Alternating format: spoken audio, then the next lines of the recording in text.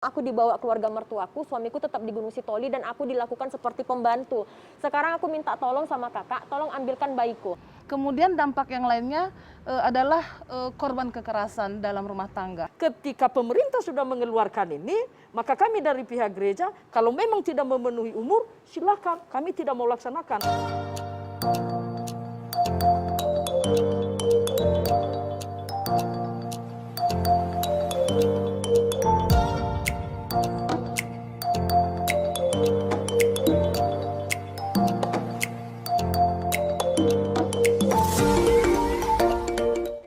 Selamat malam pemirsa, kembali dalam program One Man Show. Kali ini kita akan berdiskusi dengan topik pernikahan anak. Kali ini kita akan membahas tentang pernikahan anak di Kepulauan Nias, di mana di sini kita telah menghadirkan beberapa teman-teman kita yang saat ini bekerja di beberapa lembaga atau NGO yang juga melakukan pendampingan dan bahkan riset tentang isu-isu yang berkaitan dengan masyarakat sipil tentunya di Kepulauan Nias. Kami malam ini bersama beberapa narasumber. Yang pertama adalah Ibu Pendeta Mawar Harefa MTH. Selamat malam Ibu. Selamat malam. Yang kedua, di sini juga telah hadir manajer PKPA Cabang Nias, Ibu Khairdani Purnamawati SH. Selamat malam Ibu Dani. Selamat malam.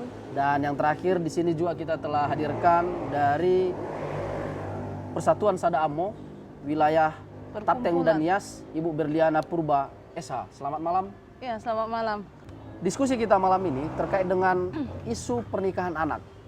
Ini memang menjadi sebuah rumor yang saat ini sangat mengkhawatirkan masyarakat, di mana di beberapa kawasan, khususnya di pedalaman yang ada di Kepulauan Nias, banyak terjadi pernikahan-pernikahan anak yang sampai saat ini juga menjadi sebuah problem. Bagaimana kemudian dari sisi kesehatan, bahkan dari sisi mentalitas, dan bagaimana juga pengawasan, kehadiran baik pemerintah maupun unsur agama dalam praktek-praktek pernikahan anak di wilayah Kepulauan Nias. Tentu kali ini kita akan mencoba melihat sejauh mana riset-riset yang dilakukan oleh teman-teman yang bekerja melakukan pendampingan di tingkat masyarakat. Khususnya nanti ini kita akan bertanya kepada PKPA sendiri.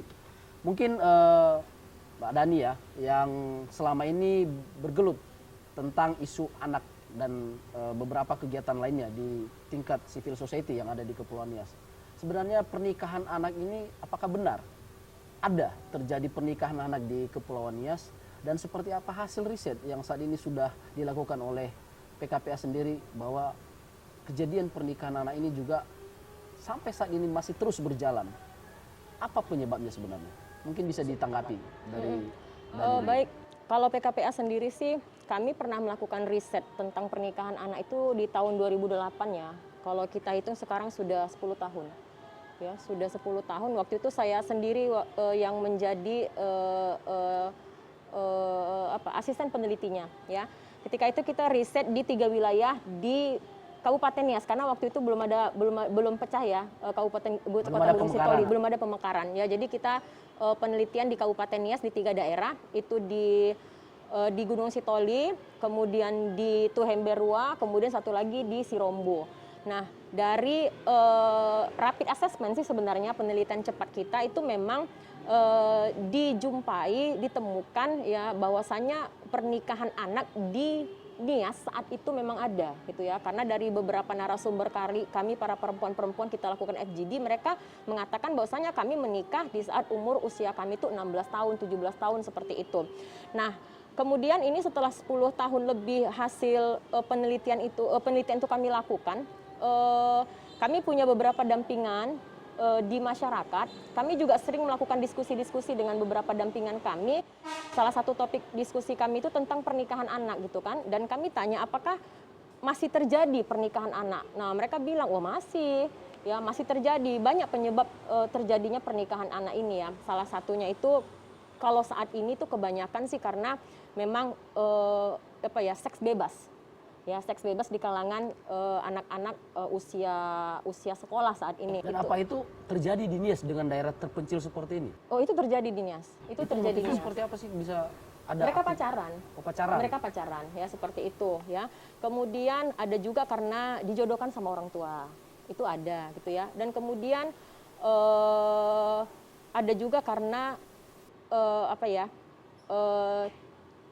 adat karena yang saya dapat informasinya dari hasil diskusi, tinggi harkat derajat keluarga tersebut kalau anak mereka itu tidak ada yang tidak menikah gitu. Itu yang mereka katakan ketika diskusi kami. Saya lakukan diskusi ini baru-baru bahkan sekitar 1 bulan yang lalu di daerah dampingan kami, dan masih banyak lagi penyebab-penyebab, tapi itu yang paling faktor teratas gitu kan. Dan ketika saya juga pernah diundang sebagai narasumber di acara talk show webinar waktu itu dengan diaspora masyarakat Nias yang ada di Jakarta. Saya dengar informasi juga dari Kementerian PPPA bahwasanya memang prevalensi pernikahan anak itu yang tertinggi itu di Sumatera Utara itu di Nias Selatan.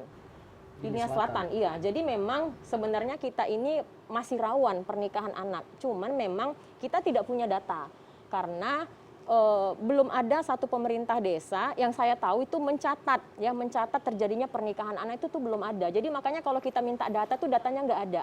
Paling kita hanya bisa dapat informasi kalau sesi-sesi FGD seperti itu gitu. Jadi kita tidak punya data berapa banyak sudah pernikahan anak yang terjadi di Pulau Nias ini, kecuali data dari Pemprov tadi, dari kementerian tadi yang prevalensi. Tapi itu masih data prevalensi, bukan data fix ya. Data fix berapa anak yang sudah yang menikah di Pulau Nias itu masih belum ada. Nah, terkait dengan anak, sampai saat ini PKPA sendiri pernah nggak menangani kasus-kasus yang berkaitan dengan pernikahan anak?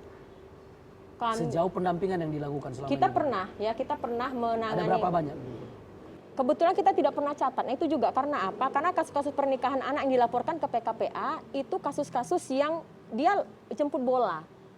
Ketika 1 hari sebelum menikah kita ditelepon sama masyarakat, Kak ini akan ada terjadi pernikahan anak gitu. Atau pas hari H pernikahan itu kita ditelepon gitu ya. Nah kita tentu tidak begitu berani ya datang ke acara. Kita tahu sendiri acara pernikahan di Nias ini adalah acara yang sakral dan itu bukan acara 1 hari gitu ya, bukan acara 1 hari, bahkan 1-2 minggu sebelum acara hari H itu sudah begitu dipersiapkan. Jadi saya juga tidak pernah memaksa teman-teman untuk menjemput bola untuk acara-acara pernikahan anak di Pulau Nias ini. Ya karena apa? Karena ya satu itu, bagaimana ya saya mengatakan, keselamatan teman-teman juga kita jaga gitu, karena kami punya pengalaman pahit. Saya ingat itu di Gunung Sitoli, saya sendiri yang datang menjemput seorang anak yang akan menikah dengan pacarnya. Saya itu diserbu orang satu kampung. Ya benar, diserbu orang satu kampung gitu ya.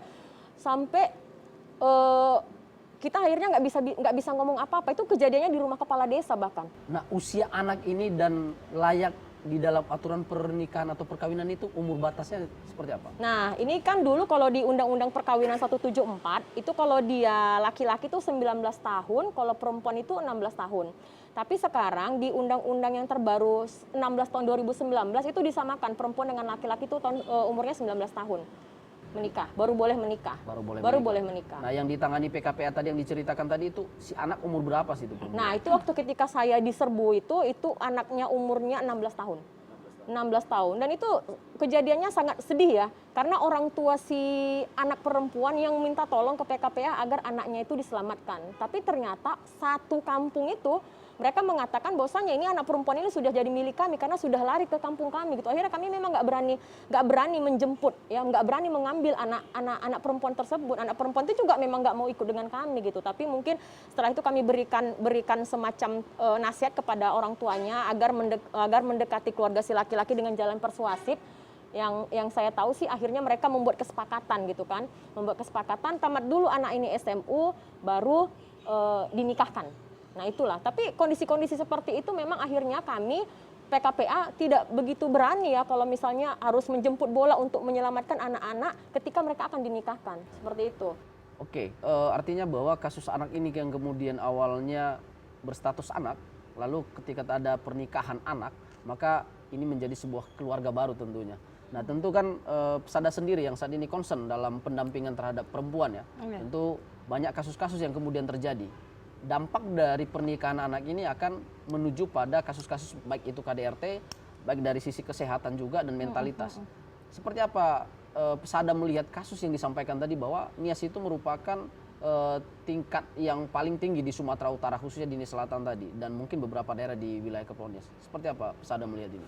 Iya, jadi Pesada sendiri sebagai organisasi yang fokus untuk penguatan perempuan dan pendampingan perempuan korban kekerasan di Sumatera Utara, ini kita melihat memang ada dan banyak sekali dampak dari perkawinan anak itu. Yang pertama bicara hak anak dulu ya, artinya anak tidak akan bisa mengakses pendidikan lagi. Ya, dia akan putus sekolah dan itu berdampak kepada SDM-nya kemudian nanti. Nah, dengan SDM yang rendah, dia akan mendapatkan pekerjaan dengan upah yang sangat rendah. Nah, itu berkontribusi dengan kemiskinan. Ya. Nah, kemudian yang kedua, bicara mengenai kesehatan, tadi sudah disampaikan Dani, saya menambahkan juga bisa mengakibatkan terjadinya keguguran. Kenapa? Karena secara kesehatan juga rahim perempuan itu belum matang atau belum dewasa untuk dibuahi, seperti itu. Kemudian juga minim sekali pengetahuannya mengenai kesehatan reproduksi. Itu juga kita melihat seperti itu. Ditambah dengan di Pulau Nias ini masih jauh layanan kesehatan yang sesuai dengan standar pelayanan minimum kesehatan, terutama untuk perempuan dan anak-anak. Kemudian dampak yang lainnya adalah korban kekerasan dalam rumah tangga. Artinya anak-anak yang tadi kemudian masuk ke dalam pernikahan itu akan rentan menjadi korban KDRT. Kenapa? Karena dia secara psikis juga belum siap untuk menjadi istri. Bayangkan di usia anak. Kita bayangkan aja kita dulu di usia 15 sampai 18 tahun mungkin lagi bermain, lagi bebas-bebasnya mengekspresikan diri, tetapi kemudian menjadi punya tanggung jawab besar, terutama kalau kemudian dia menjadi hamil dalam tanda kutip. Betapa banyaknya beban yang harus dia pikul. Kemudian juga itu kemudian berkontribusi terhadap tingginya angka kematian ibu dan juga terhadap bayi dengan berat badan lahir rendah. Dan bahkan perempuan-perempuan yang hamil di usia anak itu berkontribusi melahirkan generasi yang stunting. Seperti itu dia.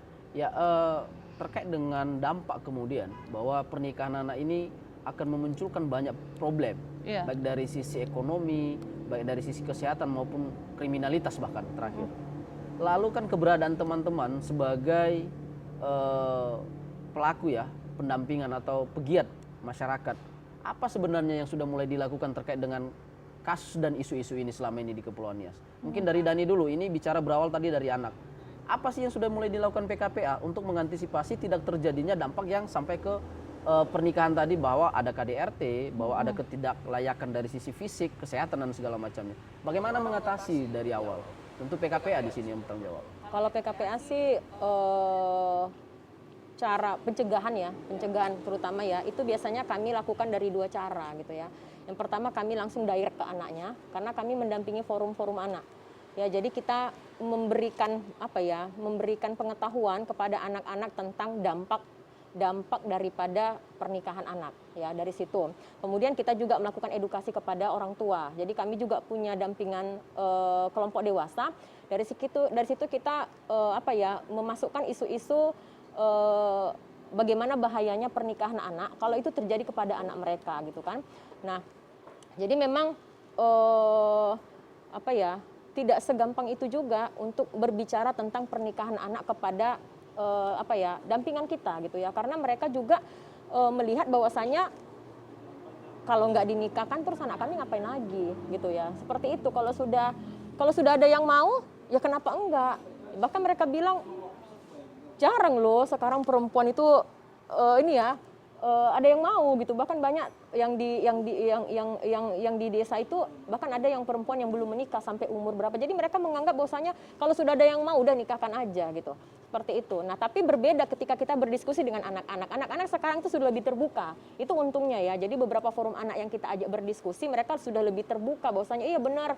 Mereka mengakui bahwasanya pernikahan anak itu resikonya itu berat. Seperti yang dibilangkan Kak Ber itu mereka tahu tentang itu. Tapi itu akan berbeda kalau kita berdiskusinya dengan dampingan kita yang dewasa. Ya, mungkin itu bicara pencegahan dan sosialisasi terhadap ancaman dampak dari pernikahan anak. Pernah tidak PKPA sendiri melakukan perlawanan hukum terkait dengan kasus-kasus bahwa pernikahan anak ini kemudian harus dibantu, karena tentu PKPA sendiri bekerja untuk itu ya. Nah, ini dia yang menjadi masalah ya. Di dalam undang-undang pernikahan itu sendiri tidak pernah diterangkan tindak pidana untuk ya untuk pelaku pernikahan anak. Kalaupun itu nanti kemudian kita tarik kepada Undang-Undang Perlindungan Anak, tidak pernah disebutkan secara eksplisit di dalam Undang-Undang Perlindungan Anak tentang pasal pemidanaan pelaku pernikahan anak itu ada pidananya, itu nggak ada gitu. Makanya kita dalam menangani kasus-kasus pernikahan anak ini lebih banyak jalannya itu persuasif kepada keluarga yang akan menikahkan. Karena kalau kita laporkan ke polisi juga itu tidak ada undang-undang yang mengatakan secara eksplisit pelaku pernikahan anak ada tindak pidananya. Itu salah satu yang membuat kita agak bingung juga ketika menangani kasus-kasus pernikahan anak. Kalaupun berhasil, misalnya contoh dulu Syekh Puji ya, itu pun dia dikaitkan kepada pasal yang kalau saya tidak salah itu ya, bahwasanya karena pernikahan itu menghalangi si anak untuk melakukan kegiatan sosial, kemudian menghalangi dia berpendidikan gitu.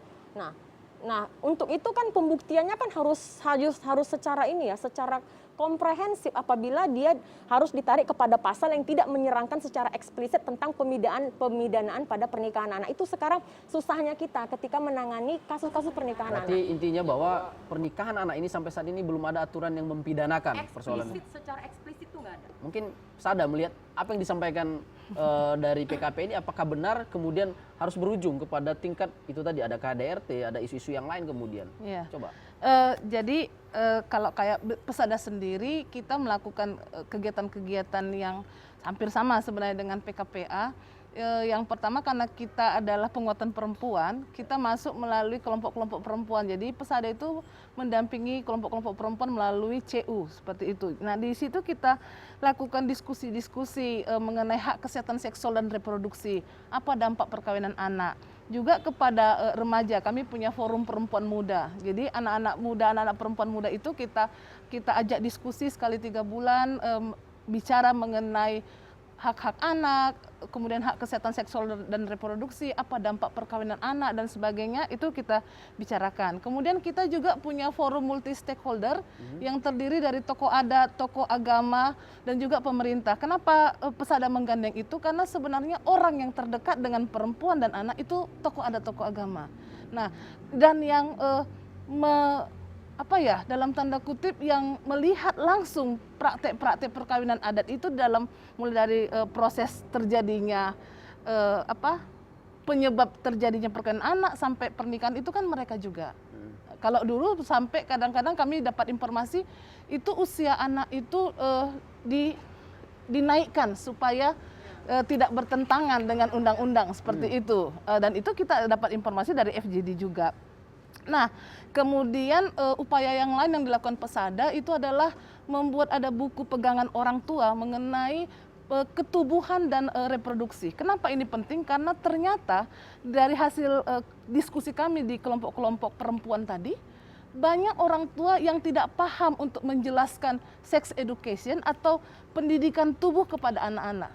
Dan itu dianggap otomatis dengan bertambahnya usia anak, orang tua menganggap kau tahu sendiri, seperti itu. Oke, tapi menarik. Saya kutip sedikit bahwa dalam praktek pernikahan anak, bahwa ada kontribusi dan peranan, baik itu aparat pemerintahan maupun gereja nantinya, kalau bicara persoalan pernikahan resmi jadinya. Iya. Seperti apa sebenarnya peran-peran baik pemerintahan mulai dari tingkat desa sampai ke atas, kalau pernikahan anak ini terjadi? Berarti kan ada maladministrasi di sana ketika. Seperti apa Pesada dan PKPA melihat kasus-kasus seperti ini? Iya, saya nggak berani bilang yang seperti yang disampaikan One Man itu tadi ya. Yeah. Tapi kami punya beberapa contoh kasus yang pernah kami dampingi. Misalnya kalau kayak di Pulau Nias, ada kasus kekerasan dalam pacaran, kemudian akhirnya perempuan itu hamil dan dia tidak diakui oleh keluarganya. Kenapa tidak diakui? Karena sebenarnya kalau di pulau kita ini, di Nias, biasanya kan solusi untuk perempuan yang mengalami kekerasan seksual, bagi kami itu kekerasan seksual atas alasan apapun, itu kan kemudian solusinya ada 2, dikawinkan dengan pelaku atau dikawinkan dengan orang lain yang akan dicarikan. Tujuannya untuk apa? Untuk menutup aib. Yang kedua supaya ada ayah dari anak itu nantinya, seperti itu. Nah, padahal sebenarnya bicara hak anak nanti, itu kan sudah melanggar hak anak, seperti itu. Nah, kemudian akhirnya kita bicara dengan anak itu dan kita mendampingi dia sampai pernikahan, sampai dia melahirkan. Sampai dia melahirkan, Kemudian setelah dia melahirkan, kita tanya apakah dia akan memulai hidup baru dengan anaknya itu atau seperti apa? Dia bilang karena waktu itu karena kita melihat dampak keamanan perempuan itu juga, kita keluarkan untuk sementara dia dari Pulau Nias. Seperti itu. Jadi dia melahirkan di seberang. Seperti itu. Pertanyaannya kemudian, siapa yang melegalkan pernikahan anak saat ini? Tidak ada yang melegalkan pernikahan anak, tapi dalam undang-undang yang terbaru, ketika ada suatu kondisi khusus, apabila anak kemudian terpaksa harus menikah, contohnya dia sudah hamil duluan, itu diberikan kesempatan untuk mengajukan dispensasi ke pengadilan. Jadi pengadilan memutuskan bahwasanya anak tersebut dengan situasi yang disebutkan itu bahwasanya dia boleh menikah. Ya, dari zaman dulu memang yang kami tahu tidak akan ada yang mau melegalkan pernikahan anak. Tapi yang seperti bilang Kak Ber tadi, memang ada, bukan maladministrasi ya, bukan ya. Tapi kita tahu sendiri bahwasanya kalau kita dulu penelitian, itu bahkan anak-anak tuh belum punya akte kelahiran. Ya, jadi ketika mereka akan menikah, mereka gampang saja buat akte kelahiran baru dengan menaikkan Umur ya? dengan menaikkan umurnya gitu, karena mereka memang mereka tidak punya dokumen gitu. Itu siapa? Itu apakah Tidak dilakukan perubahan, tapi karena memang dari awal mereka tidak punya akte kelahiran, jadi ketika mereka mengurus akte kelahiran, ya umurnya sudah dibilangkan saya sudah 18 tahun, lahirnya tahun sekian. Sebenarnya dari gitu. surat baptis itu bisa, terutama orang-orang Kristen kan, dia kan kalaupun akte lahir tidak ada. berarti keterlibatan gereja kemudian? Tidak juga, karena memang juga tidak ada surat baptis kalau yang di desa-desa yang terpencil gitu tuh enggak. Gitu. Oke, artinya kita kembali ke rule awal bahwa siapa yang melegalkan pernikahan? Artinya kalau pernikahan anak kemudian terjadi, bahwa di sini akan dihadiri atau diikuti atau dibuktikan dengan dokumen tentunya. Kalau bicara resmi ya pernikahan anak. Lalu siapa yang bertanggung jawab terhadap dokumen-dokumen ini? Itu yang saya tanya kemudian. Siapa yang melegalkan pernikahan anak? Bahwa ada praktek yang kita bilang tadi untuk merubah. Yang merubah ini siapa? Apakah inisiatif dari si korban atau pelaku sendiri atau ada keterlibatan pihak-pihak lain? Kalau menurut saya sebenarnya orang dewasa semua orang dewasa yang ada di sekeliling anak itu sebenarnya dia berkontribusi untuk melakukan pelanggaran hak anak itu. Saya nggak bilang maladministrasi, melakukan pelanggaran terhadap hak anak. Misalnya bisa saja orang tua yang meminta tolong dalam tanda kutip kepada pendeta atau pastor mungkin agar udahlah dinaikkan aja karena dia begini-begini seperti itu. Ada contoh kasus yang pernah ditangani mungkin dari PKP atau Pesada terkait dengan kondisi seperti itu? Iya, kalau contoh ya kita buka data ya, hanya kita. Tapi gini, yang pernah kami dapatkan di FGD, pernikahan anak yang terjadi itu adalah pernikahan yang direstui oleh tokoh-tokoh adat. Tokoh-tokoh adat, ya.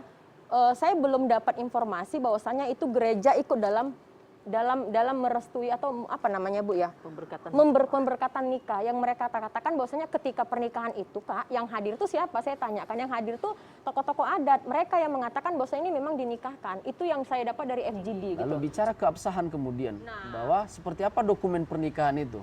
Siapa kemudian yang bertanggung jawab? Dari hasil riset dan pendampingan yang dilakukan teman-teman. Nah, ketika kami melakukan riset, itu dia namanya kan prevalensi waktu itu ya. Ketika kami melakukan riset, pernikahan anak itu terjadi. Dulu kan waktu kami riset itu tahun 2008, kita masih pakai Undang-Undang Nomor 1 tahun 74. Itu 16 tahun sudah menikah. Jadi mereka menikah itu di usia 17. Jadi sebenarnya mereka tidak menyalahin undang-undang pernikahan, tapi mereka sudah menyalahi undang-undang perlindungan anak. Nah, kita Kalau kan undang-undang mandangnya perlindungan itu. anak itu batas umur anak berapa? Anak itu adalah usianya di bawah 18 tahun.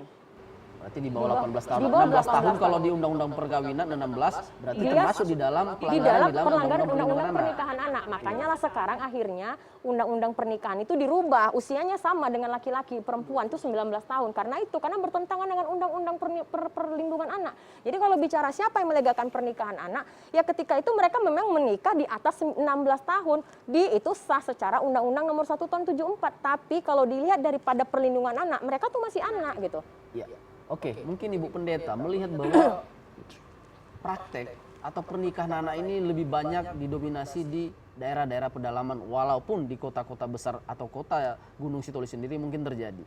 Tapi persoalannya kemudian, tadi ada beberapa pernyataan tadi bahwa dalam proses pernikahan anak ini ada keterlibatan beberapa pihak, contohnya dari pihak adat, pihak pemerintahan desa, mungkin juga dari pihak gereja berbicara surat baptis dan pemberkatan tentunya, bahwa di Nias tidak akan pernah direstui tanpa pemberkatan kalau kita mayoritas di sini.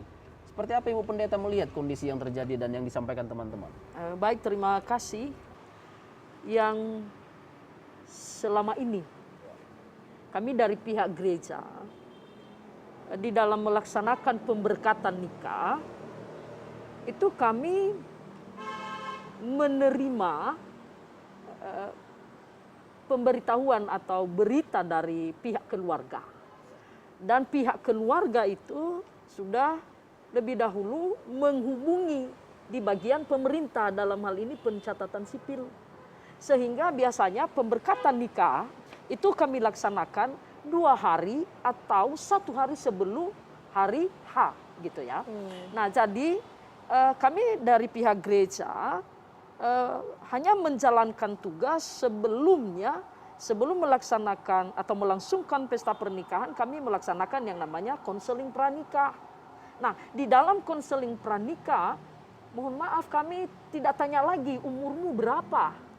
Karena menurut kami ini sudah lebih tahu dari pemerintah. Karena surat keterangan dari pemerintah itu kan sudah lebih sudah lebih mereka tahu gitu. Nah, kami dari pihak gereja kami hanya menerima ini datanya, pasangan suami istri yang akan melaksanakan yang akan melaksanakan ini. Nah, jadi pihak gereja tidak juga melarang. Nah, itu yang pertama. Yang kedua, kalau kita melihat dari sisi pandangan Alkitab ya, di dalam Alkitab kita dari Kejadian sampai Wahyu kita tidak menemukan ditentukan umur pernikahan juga.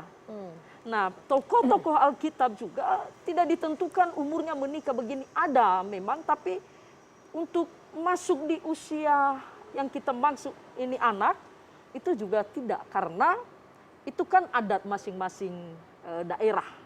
Nah, kalau di Nias, menurut kami, pernikahan di bawah umur ini sebenarnya itu bukan karena paksaan.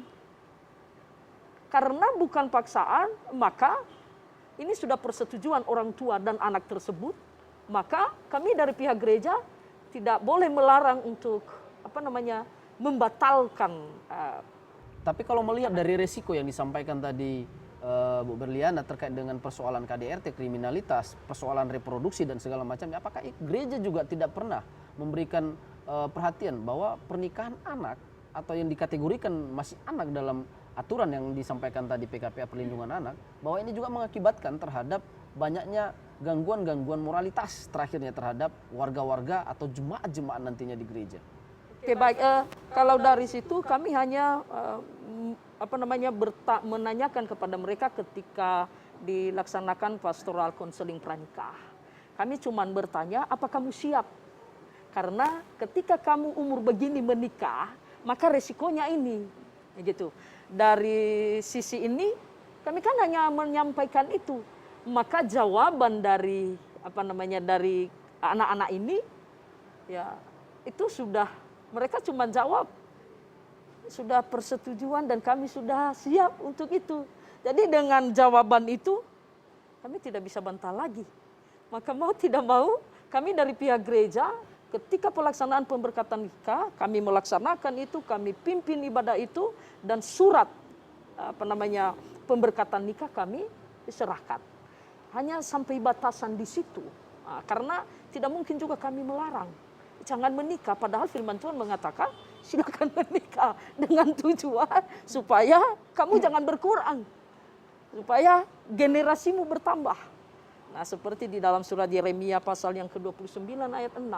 Cuman yang menjadi permasalahan kita adalah banyak orang tua kita dan saudara-saudara kita secara khusus di Kepulauan Nias, kalau anak-anaknya menikah lebih daripada umur 25 tahun ke atas, ini yang menjadi masalah. Itu namanya kalau ini, jangan-jangan kamu tidak menikah tidak laku. Sehingga kamu menjadi perawan tua. Sehingga pengaruh ini yang membuat sudah lebih cepat, lebih baik. Ya. Tentu artinya bahwa ada batasan ya. Walaupun kita bilang tadi bahwa ada anjuran bahwa terlalu tua juga tidak bagus. Tapi kan ada batasan kemudian maksimal minimal. Yang terjadi kemudian adalah di bawah batas minimal, itu yang menjadi persoalan, bahwa ini tidak terlepas dari persoalan itu tadi. Nah, mungkin dari Psada, dampak dari pernikahan anak. Tentu ini kan resikonya cukup banyak, kemudian menimbulkan bicara stunting, bicara persoalan dari mental dan segala macamnya. Apa hal yang harus dilakukan sebenarnya terkait dengan menekan dan memberantas praktek-praktek pernikahan anak saat ini, Dinias? Ya, jadi sebenarnya ya kalau dari organisasi masyarakat sipil sendiri yang bekerja di masyarakat, kurasa kita nggak akan bisa gitu. Tetapi bagaimana semua pihak bergandengan tangan untuk bagaimana melakukan pencegahan terhadap perkawinan anak, karena kita melihat dampaknya, dampak negatifnya lebih banyak daripada dampak positifnya, seperti itu. Nah, selain yang sudah dilakukan Pesada, sebenarnya kita sangat mengharapkan peran tokoh agama dan juga tokoh adat. Seperti yang saya bilang tadi, para tokoh adat dan tokoh agama ini sangat dekat dengan perempuan dan anak. Jadi kita sangat mengharapkan di konseling pranikah itu dipastikan agar anak-anak atau orang-orang yang akan menikah di usia anak itu kita berharap itu dibatalkan atau ditunda atau seperti apa sampai usianya memang betul-betul matang dan sesuai dengan undang-undang perlindungan anak untuk menikah. Harapan kita seperti itu. Nah, yang kedua, untuk kasus-kasus kekerasan seksual atau kekerasan dalam pacaran itu solusinya tidak harus dikawinkan. Karena seperti saya bilang di beberapa pertemuan dan diskusi, menikahkan anak di usia anak itu sama dengan menjerumuskan anak untuk kedua kalinya. Kenapa? Karena yang pertama dia belum siap secara psikis, mental dan sebagainya itu, dan juga dia juga kan korban kekerasan seksual, terutama kan yang banyak dinikahkan itu kan orang-orang yang menjadi korban kekerasan seksual, kekerasan dalam pacaran dan yang lainnya itu, misalnya yang tertangkap di jalan sedang berduaan dengan laki-laki, kan orang-orang yang seperti itu biasanya yang dinikahkan di usia anak. Nah, kemudian bagaimana sebenarnya peran serta orang tua? Kenapa? Karena orang yang paling dekat dengan anak itu adalah orang tua. Jadi kita sangat menganjurkan agar sejak dini ada pendidikan mengenai ketubuhan atau sex education kepada anak, agar anak-anak juga tahu apa dari tubuhnya ini yang boleh dipegang orang lain, apa yang tidak boleh. Nah, itu juga cara-cara yang kita ajarkan kepada orang tua, karena memang kan orang tua di generasi dia itu tidak ada seperti itu. Tetapi dengan masa-masa pandemi ini semua sangat terbuka, anak-anak yang tadinya sangat terbatas bermain HP, mengakses internet, sekarang otomatis sangat gampang mereka mengakses internet. Itu juga peran orang tua sangat tinggi. Jadi bagaimana orang tua berkontribusi memberikan pendidikan mengenai ketubuhan dan reproduksi kepada anak sejak usia dini. Jadi misalnya dari usia anak-anak diajarkan, nak, kalau kau keluar dari kamar mandi jangan tanpa baju, harus pakai baju, seperti itu. Itu juga cara-cara untuk menghindari anak-anak menjadi korban kekerasan seksual dan nantinya bisa berdampak ke yang lain-lain, seperti itu. Oke, berarti dari apa yang disampaikan, pemerintah terkesan bahwa ini tidak bekerja, bahwa itu tadi saya menanggapinya kemudian bahwa ini harus ada orang-orang yang punya kemampuan dan kewenangan untuk membatasi dan memerangi pernikahan anak. Itu yang saya bilang tadi, bahwa yang melegalkan ini siapa. Ya. Tentu PKPA seberapa besar persentasenya kemudian, bahwa dalam menekan angka pernikahan anak ini kan tentu bukan anak yang menjadi objek, tetapi bagaimana pemerintah, contohnya Dukcapil, bagaimana kemudian gereja yang hanya sebatas memberkati tanpa harus melihat bahwa bicara kesehatan reproduksi dan segala macamnya. Seberapa banyak PKPA sudah mulai melakukan penguatan di tingkat itu tadi? Kalau bicara PKPA, bahkan Pesada waktu itu kita jadikan mitra juga. Saya ingat setelah selesai melakukan asesmen kami untuk pernikahan anak, kita bahkan pernah menyampaikan rekomendasi waktu itu bersama dengan persatuan-persatuan perempuan yang ada di seluruh Pulau Nias ini. Kita datang menyampaikan rekomendasi kepada DPR, ini loh hasil penelitian kami. Jadi penelitian yang kami lakukan itu bukan akhirnya kami simpan, tidak, tapi kami florkan. Ya, kami sampaikan kepada para pemegang kebijakan yang ada di daerah waktu itu. Kita sampaikan ini loh hasil penelitian kami, dan kami merekomendasikan kepada pemerintah, termasuk beberapa hal yang disampaikan sama Kak Berliana, karena waktu itu saya masih baca dokumennya dari Pesada, beberapa hal yang disampaikan Kak Berliana itu kami masukkan ke dalam lembar rekomendasi yang harus dilakukan oleh pemerintah. Dan hasilnya? Dan hasilnya ya seperti ini gitu. Artinya bahwa pemerintah eksekutif dan legislatif kemudian tidak bekerja terkait dengan kasus ini. Saya tidak bisa bilang tidak bekerja ya, tapi belum ada kebijakan. Kita kan indikatornya seperti itu ya. Tidak ada kebijakan yang dikeluarkan oleh pemerintah dalam rangka untuk menekan pernikahan anak. Ya, Mungkin artinya mereka semacam tidak surat bekerja edaran kan. gitu ya. Setelah Anda melakukan riset, tapi mereka tidak bekerja. Belum ada kebijakan. Belum kebijakan. Tapi gini ya, saya bukan membela pemerintah juga, karena saya juga tidak bisa bilang tidak bekerja. Tapi indikator kita tidak ada, belum ada kebijakan yang dikeluarkan oleh pemerintah setelah kami menyampaikan hasil riset penelitian kami tentang pernikahan anak. Nah, dari kasus yang muncul tadi, pernikahan yang disampaikan tadi, apakah itu kemudian resmi, pernikahan secara resmi, atau memang pernikahan di bawah tangan ketika bicara beberapa kasus pernikahan anak tadi? Nah, kalau yang saya bilang tadi, ketika kami meneliti di tahun 2008, itu pernikahan resmi karena umur anak perempuan masih 16 tahun, kan? Jadi mereka menikah di umur 17 tahun itu sah. Dan itu melalui Dukcapil. Ya, itu Dukcapil boleh karena Undang-Undang 174 kan itu patokannya. Tetapi ada juga beberapa kasus yang kami dampingin ya, bahkan mereka berani menikahkan anak mereka yang hamil. Ini kita bicara anak perempuan, itu hanya istilahnya keluarga perempuan menyerahkan saja kepada anak laki-laki. Itu saya ingat betul itu kejadiannya dari sini dan anak itu dibawa ke Gomo. Kita bahkan melakukan advokasi mati-matian, Dek, sampai berupaya ini bukan solusi yang tepat. Tapi keluarganya bilang ini solusi yang tepat daripada kamu malu. Setelah dia melahirkan, akhirnya dia kemudian datang lagi ke PKPA. Dia mengatakan bahwasanya setelah kami menikah, Kak, suamiku tidak lagi pulang ke Gomo, aku dibawa keluarga mertuaku, suamiku tetap di Gunung Sitoli dan aku dilakukan seperti pembantu. Sekarang aku minta tolong sama kakak, tolong ambilkan bayiku. Kita siapa yang berani datang ke Gomo? Sementara pernikahan mereka juga tidak sah. Oke, mungkin Kak Berliana dari Pusada menyikapi apa yang disampaikan PKP, seperti apa Anda menyikapi apa yang dilakukan PKP, seperti apa? Ya, beda lubuk, beda ikannya gitu ya. Oh gitu. Ya, memang kita harus lihat bagaimana budaya kita di Pulau Nias ini seperti itu. Kalau kayak pengalaman Pusada sendiri di Kabupaten Pak Barat misalnya, kami pernah mendapat kasus yang sama, sudah menikah 1 minggu perempuan itu karena dia diperkosa oleh saudaranya, masih orang yang sangat dihormati seperti itu. Kemudian kami dapat informasi dari dampingan bahwa ada pernikahan anak, kita jemput.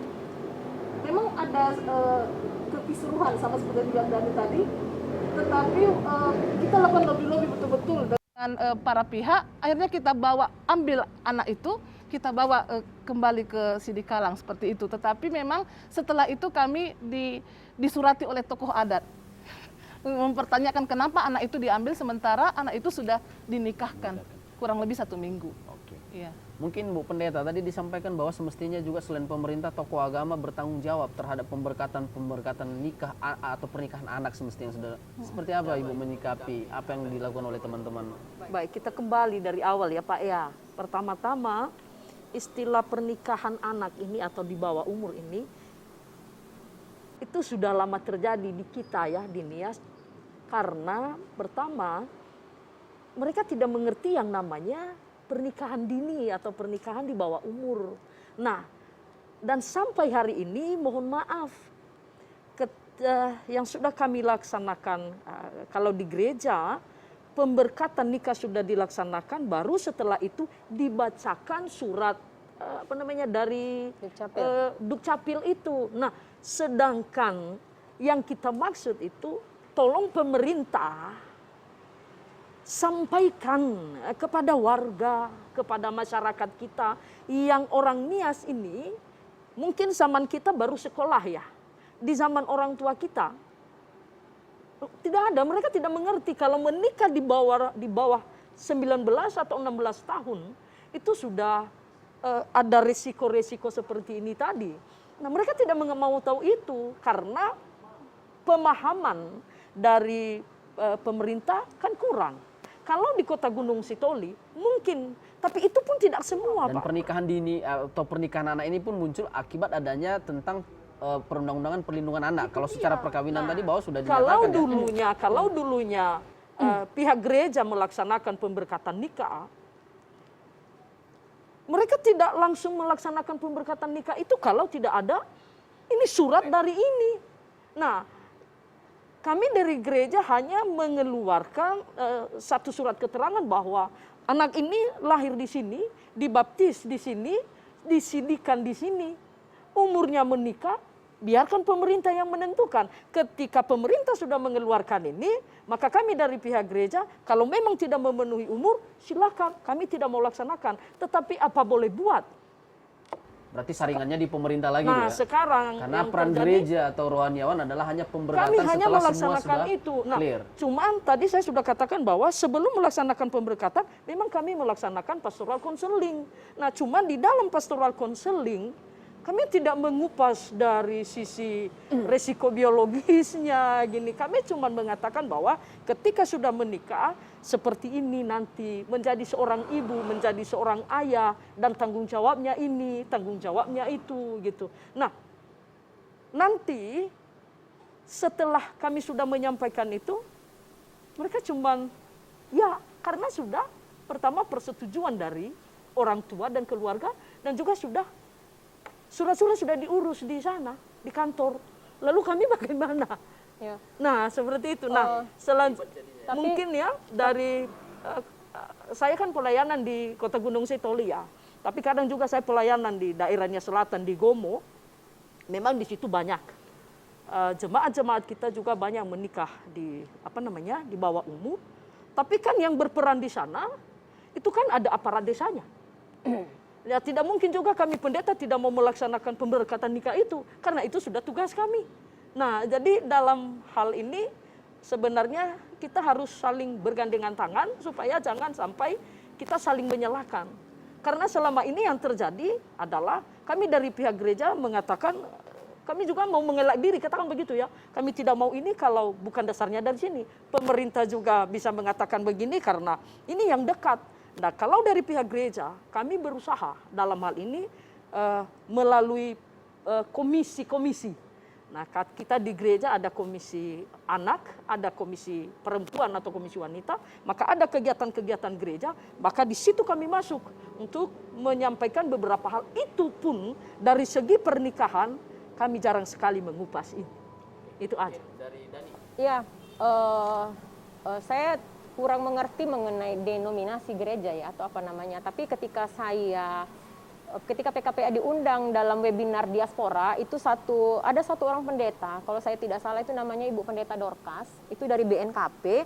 Nah, Ibu Pendeta Dorcas ketika itu menyampaikan beberapa penelitian dari BNKP tentang pernikahan anak gitu. Dan saya juga pernah dengar melalui webinar itu bahwasanya untuk BNKP sendiri, mereka sudah mulai memberikan edukasi kepada pendeta-pendeta untuk memperhatikan kalau ada pemberkatan nikah, tolong diperhatikan umur dari pasangan tersebut. Artinya saat ini sih kalau saya boleh bilang dari institusi keagamaan ya itu sudah mulai aware juga sih terhadap undang-undang perlindungan anak, khususnya kepada pernikahan anak. Itu yang saya dengar sih yang ketika kami webinar di diaspora masyarakatnya waktu itu gitu. Jadi bagus sebenarnya kalau dari denominasi gereja yang lain mungkin bisa kerjasama seperti yang dilakukan oleh BNKP seperti itu. Terima kasih. Mungkin di akhir kita butuh closing statement lah dari Pesada mungkin terkait dengan bahwa bagaimana kita mencoba memperbaiki dan menekan angka pernikahan anak ini di Kepulauan Nias, apalagi ini tertinggi di Sumatera Utara hasil dari penelitian dan bahkan statement dari PKPA sendiri. Mungkin Iya, Mbak Juliana. kalau dari saya sebenarnya sama seperti yang pernyataan saya sebelumnya, peran orang tua itu sangat penting untuk melakukan pencegahan perkawinan anak. Jadi memang pendidikan sejak dini mengenai tubuh dan reproduksi itu dari rumah tangga sebaiknya itu dilakukan. Kalau Pesada sendiri kan itu kita punya buku pegangan yang menjadi panduan bagi orang tua untuk menyampaikan bagaimana sebenarnya orang tua memberikan pendidikan tubuh dan reproduksi sejak dini kepada anak-anak. Kemudian juga bagaimana perubahan praktek-praktek adat dan budaya. Jadi seperti yang saya sampaikan tadi di awal, bahwa sebenarnya kalau di Pulau Nias ini kan beberapa penyebab terjadinya perkawinan anak itu kan adalah karena kemiskinan, tadi sudah dibilang Dani, juga karena adanya misalnya kasus-kasus kekerasan seksual, kekerasan dalam pacaran, dan itu solusinya kan dinikahkan. Nah, bagaimana itu dilakukan perubahan-perubahan di adat dan juga budaya, bahwa menikahkan anak itu tidak solusi seperti itu. Nah, kemudian juga bagaimana peran serta pemerintah untuk mengeluarkan surat edaran untuk menunda perkawinan anak sampai anak itu siap untuk menikah sesuai dengan undang-undang yang ada, seperti itu. Oke, mungkin dari Dani closing statement yang di akhir diskusi kita. Ya sebenarnya hampir sama dengan dengan Kak Birliana, bahwasanya memang terjadinya pernikahan itu bukan peran dari satu orang gitu ya. Ada terkadang anak yang tidak mau menikah, orang tuanya mau menikahkan dia. Ada anak yang mau menikah, orang tua tidak mau menikahkan dia gitu. Tapi pernikahan itu terjadi karena ada beberapa pihak di luar daripada keluarga ikut mendukung pernikahan tersebut. Jadi memang semua pihak memang harus diberikan penyadaran, ya, memberikan penyadaran bahwasanya pernikahan anak itu bukanlah solusi untuk mengangkat harkat martabat, menyelesaikan kasus adanya kehamilan di usia anak seperti itu. Jadi masyarakat, anak, orang tua, pemerintah, lembaga keagamaan itu memang semua harus bergandengan tangan gitu kan. Jadi kita tidak bisa hanya bekerja LSM saja gitu, seperti kami dan Pesada tuh nggak bisa. Bayangkan dari mulai tahun 2008 kami melakukan penelitian, ini sudah tahun 2021, pernikahan anak masih aja terjadi. Ya makanya akhirnya dirubahlah dengan undang-undang yang terbaru. Tapi kita nggak tahu juga setelah undang-undang yang terbaru masih ada celah juga kan toh terjadi pernikahan anak. Jadi memang pendidikan seksual, penyadaran pemerintah, penyadaran kepada masyarakat, peran serta pemerintah, lembaga agama itu memang semuanya harus sama-sama. Cuman masalahnya sekarang adalah semua pihak ini sadar nggak bahwasanya pernikahan anak itu berbahaya. Nah makanya disinilah kami Pesada dan PKPA mengadvokasi penyadaran itu, tapi kita tidak bisa sendiri gitu. Terima kasih. Mungkin Bu Pendeta singkat dan Oke, bagi kami kita menginginkan kerjasama dari pemerintah dalam hal ini untuk boleh menyampaikan dan memaparkan sebenarnya undang-undang perkawinan itu. Karena tidak semua warga jemaat kita, secara khusus juga warga di Kepulauan Nias, memahami atau tahu isi dari Undang-Undang Nomor 1 Tahun 74 itu. Yang kedua, gereja tetap mengharapkan kerjasama juga dari pemerintah supaya ke depan anak-anak ini jangan sampai terjerumus lagi di pernikahan-pernikahan di bawah umur. Karena yang kita inginkan adalah anak-anak Nias dan anak-anak kita di gereja, bahkan di semua institusi keagamaan, mereka akan menjadi pemimpin-pemimpin yang lebih baik ke depan. Dan yang terakhir adalah kita dari pihak gereja, kami sudah melaksanakan tugas kami dan kami sudah mendidik anak-anak menyampaikan hal-hal yang berhubungan dengan moral dan juga sedikit sekali tentang pernikahan itu dari masa anak-anak, dalam hal ini komisi anak, ada juga melalui komisi pemuda, juga melalui komisi perempuan, dan bahkan di semua kegiatan lain. Bahkan di mimbar-mimbar juga kami menyampaikan bahwa pernikahan itu adalah sakral dan itu memang persetujuan Allah. Hanya saja jangan sampai pernikahan itu menjadi satu hal yang mempermalukan nama Tuhan. Dan yang terakhir di pernikahan anak ini kita bergandengan tangan, baik kami dari pihak gereja, pemerintah, bahkan tokoh, kiranya pernikahan dini secara khusus di Nias kalau boleh kita redam sedikit, jangan sampai semakin melambung tinggi, tapi biarkan anak-anak ini semakin maju ke depan. Terima kasih Bu Pendeta dan semua para narasumber kami. Demikian pemirsa, kita diskusi malam ini terkait dengan topik pernikahan anak. Bahwa ancaman terhadap pernikahan anak sangat berbahaya, di mana bahwa kita sudah mendengarkan risiko terhadap reproduksi, mental, dan bahkan sampai kepada tindakan kriminal. Tentu mulai dari dini kita harus bisa bersama-sama bergandengan tangan bagaimana menekan angka pernikahan anak. Karena sampai saat ini Nias merupakan salah satu daerah yang merupakan pernikahan anak yang paling tinggi di Sumatera Utara. Tentu kita tidak berharap bahwa generasi kita menjadi generasi yang penuh dengan KDRT. Kita juga tidak mau bahwa generasi Nias ke depan penuh dengan stunting yang cukup tinggi. Tentu ini adalah program pemerintah yang harus kita juga sama-sama dukung. Tentu dalam program diskusi kita kali ini bahwa topik yang berkaitan dengan pernikahan anak kita akan mulai sudahi melalui adanya pemahaman tentang bicara reproduksi pernikahan dini, bicara tentang kesehatan, fisik, mental, terlebih terhadap menekan angka KDRT di tingkat keluarga-keluarga yang saat ini melakukan pernikahan anak. Dan tentu ikuti kami selalu dalam program One Man Show di On Channel. Selamat malam, terima kasih.